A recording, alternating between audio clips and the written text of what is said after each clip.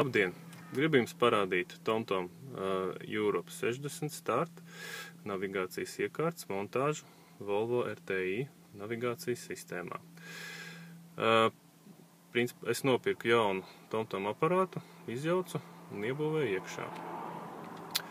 Kā jūs redzējāt, viņš palaižās ļoti ātri, pat ātrāk par iebūvēto sistēmu, 5–10 sekundēm. Viņu var vadīt gan no stūres plogām, ieslēgt, izslēgt, gan arī kopā ar aizdedzi. Ja mašīna nav bijusi iedarbināta, es tagad iedarbināju mašīnu, bet navigācija ieslēgsies tikai tad, ja viņa bijusi ieslēgta, noslāpējot mašīnu. Tātad vai no stūres plogām, vai nu ar aizdedzi.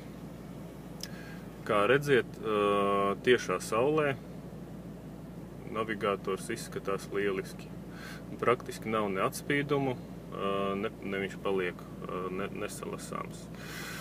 Maršruts pats par sevi viņš ir skārienjūtīgais. Tā.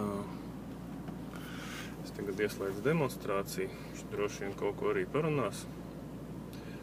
Pēc 200 metriem griezties pa kreisi. Visi burti ļoti lieli, ļoti labi saskatāmi. Pultiņas ir lielas, parādās arī kustība pa joslām. Tā kā TomTomā. Visi ļoti skaisti.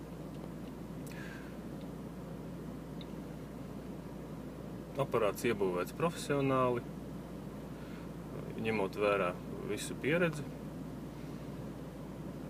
Lādējās būdams mašīnā, viņam paliek arī akumulators.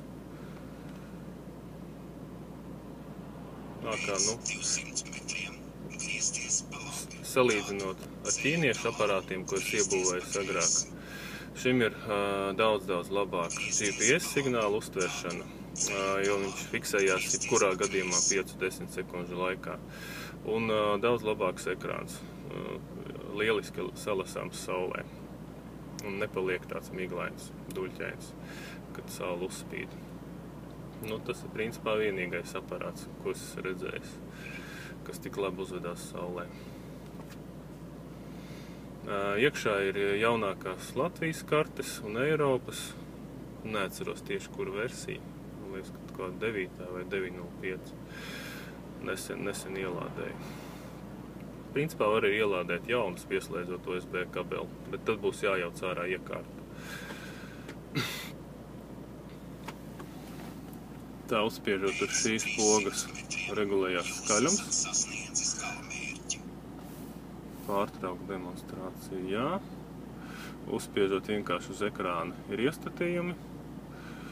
Tā, un uzspiežot šeit ir 2D vai 3D skats. Tā, uzspiežot šeit var palielināt vai samazināt mērogu. Tā, un šeit var pievienot radaru stacionāro, ja viņš vēl nav bāzē. Īsumā viss. Paldies par uzmanību. Slāpēju mašīnu. Viņš izslēdzās automātiski.